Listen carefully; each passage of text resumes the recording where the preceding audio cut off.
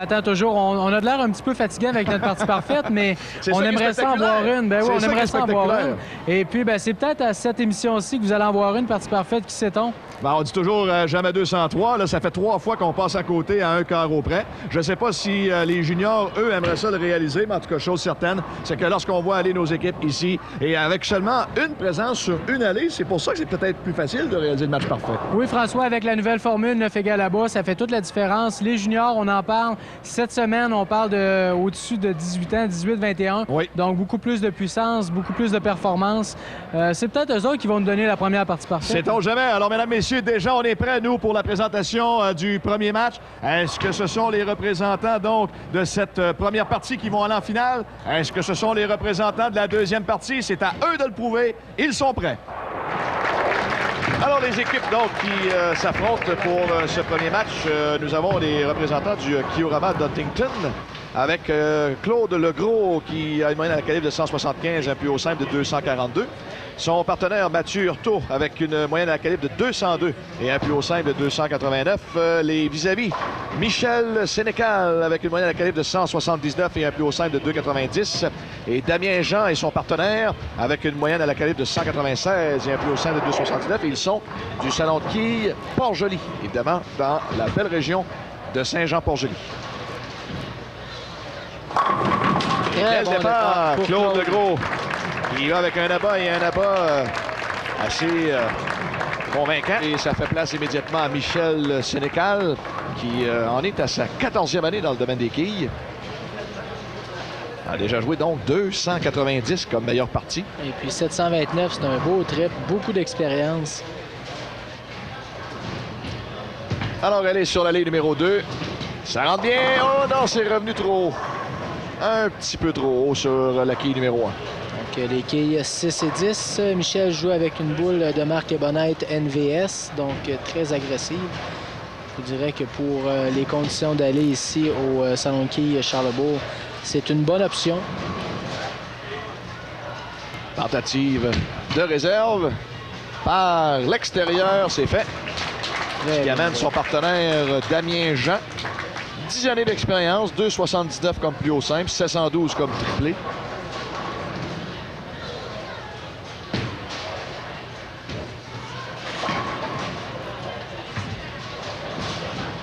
Ça rentre à droite. Oui. Et voilà, 9 qui lui donne là-bas au tableau. Là-bas est inscrit. Bon. Et puis, pour la première fois, on va voir Mathieu Hurtaud. Mathieu, seulement 3 ans dans le domaine des quilles. Il est déjà pratiquement joué 800 comme triplé. Et on l'a vu en pratique. Il est capable de faire tourner la boule sans difficulté.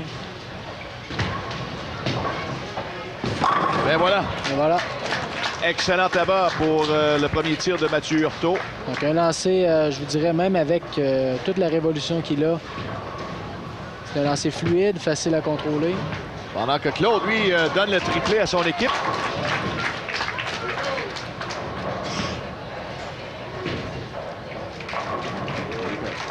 Michel, elle est de retour.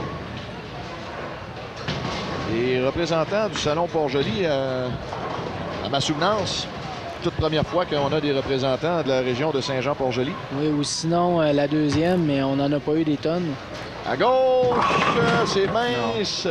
Et une quille cachée derrière, c'est la 9. Donc, très agressive. Les quilles 3 et 9. Faire attention pour bien couvrir. Quand même, si Michel ramassait la réserve ici, il n'y aurait pas de dommages. Mais c'est aussitôt qu'on voit une... sont rares les équipes qui ont ouvert 1 ou 2 carreaux qui s'envolent avec la victoire.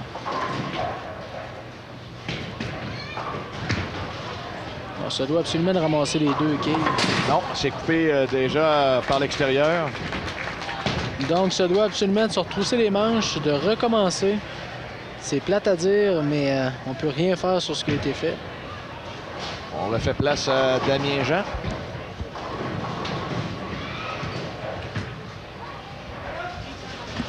Oui, et qui réussit bien.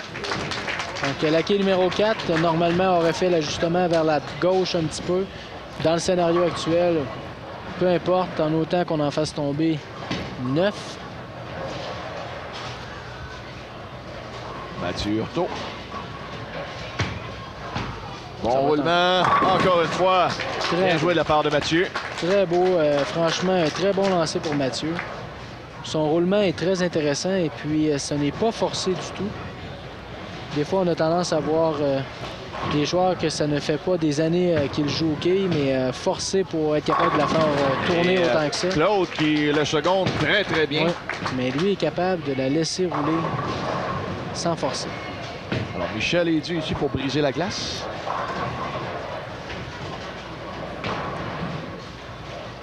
Ouais, à la quête, en quête de son premier rabat. Ça y est. Ça rentre bien, hein? Oui. Et voilà. Et il est complet en plus, cet abat. Très beau lancer.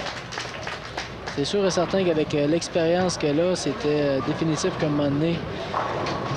D'ici la fin de la partie, elle allait frapper la poche solide. Pendant ce temps, son partenaire Damien est trop haut et malgré tout. Eh oui, c'est un vrai. Même un vrai. C'est un vrai. Même avec tout le travail dans les quilles, la quille numéro 4, au dernier instant, a décidé de céder. Mathieu Hurtaud. 202 de moyenne au moment où on se parle, c'est sa 3e année seulement. Et c'était mince, lui, cette fois-ci. Non. Cette fois-ci, les quilles 2, 4 et 5. C'est la première fois que cette équipe obtient d'autre chose qu'un abat. Et puis, ce n'est pas la réserve la plus commode. Il faut absolument couvrir les 3 quilles. Bien exécuté de sa part. Oui. Alors, évidemment que les représentants du Salon Port-Joli viennent de voir cette opportunité. Avec une réserve seulement par Mathieu. Est-ce que Claude va continuer, lui? Oui. Absolument. Ben oui. Claude Legros connaît un très bon match. Il n'a pas un lancer compliqué. Il y a un peu d'effet, mais vraiment pas beaucoup. Facile à diriger. Donc, pour ce qui est de Michel, ici, avait effectué un très bon lancer au carreau précédent. C'est assez. L'écart avec la Kitty. C'est assez. Eh oui. On va le voir de quelle manière. Ça vaut la peine de voir ça parce qu'on s'attendait de voir une trouée avec les quilles 4 et 10, mais finalement, la 10 au dernier instant, elle tombe. Elle donne par le fait même un 4e abat consécutif pour notre équipe de Saint-Jean-Port-Joli. Exact. 258 possibles encore. On a seulement 19 quilles qui séparent les deux équipes au moment où est-ce qu'on se parle. Et puis, on a 7 carreaux complétés. Le 8e pour Damien. C'est parti. Et non. Et loin, un gros écart là-dessus. J'étais sûr que ça vient faire mal au 8e. Oui, j'étais sûr que sa boule allait donner un petit coup de plus à la fin, mais elle a tout simplement flotté dans l'huile. Les quilles 2, 4 et 10. Ça vient faire très mal au 8e. Non. Voilà, carreau vert. C'était vraiment pas idéal. Et 8e et 9e, donc, pour Mathieu et Claude. Ici, si on vient réussir le doublé, là. Ouais. Je pense que Ben sera d'accord pour dire que ce sera terminé. Ben, moi, je serais d'accord pour vous dire qu'avec un abat là, Absolument. Ouais. Avec un abat là, François, on vient de fermer les livres. On s'assure de jouer dans les 230 automatiquement. Et puis, le maximum que l'équipe de Saint-Jean-Port-Joli peut faire, c'est 223. Alors, on a automatiquement notre équipe qui va se rendre pour la 3e partie. Et Claude, donc, vient de concrétiser tout ça. Alors, les représentants du Kiorama de Huntington. Donc, c'est une étape de franchie pour cette équipe. Donc, prochaine étape, 3e partie. Et puis, suite à ça, la semaine prochaine, la grande finale de bloc. Bon lancer, cependant, pour Michel. Il complète bien sa partie. Donc, ça ne change rien au moment où est-ce qu'on se parle. Seulement pour le challenge de bien jouer. Alors que Damien va tenter de finir la tête haute lui aussi. Oui. Mais c'est d'apprécier son passage à la télévision. L'entrée encore mince, mais ça fonctionne avec le rebond. Oui. Donc, encore là, il y avait 3 quilles à la dernière minute qui ont tombé en même temps.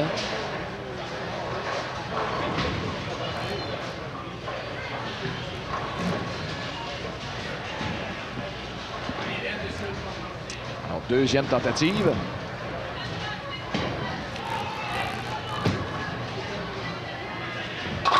C'est réussi encore une fois. C'est fait. Donc, on parlait de 223. Pour ce qui est de Damien, est à un lancé de l'effectuer.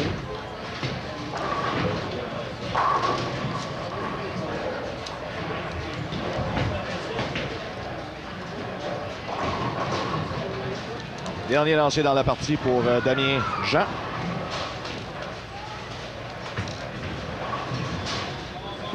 Et il termine ça, voilà, de belle manière. Très bien envoyé. Franchement, 223, c'est décevant dans une marque, dans une cause perdante, mais pour une expérience à la télévision, très enrichissant.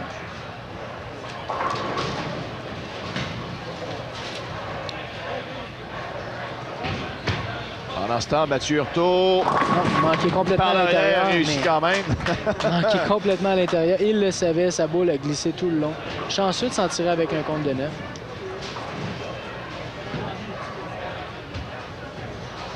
Donc 277, c'est le maximum que cette équipe peut obtenir.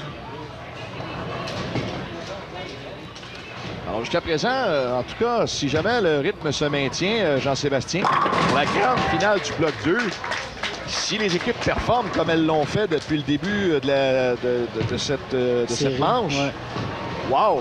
On s'attend, je pense, à d'excellentes parties pour cette grande finale. Oui, parce que chaque équipe qui est en grande finale nous a montré qu'elle était capable de faire au moins 10 abats consécutifs. Et puis encore ici, là, on n'a pas 10 abats consécutifs, mais...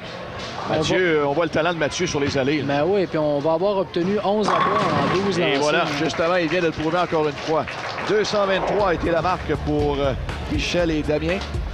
277 pour notre équipe d'Huntington. Alors donc, c'est confirmé cette victoire. Et jouerons tout à l'heure pour la finale de cette autre émission. La Coupe Qui Univers se poursuit après cette pause.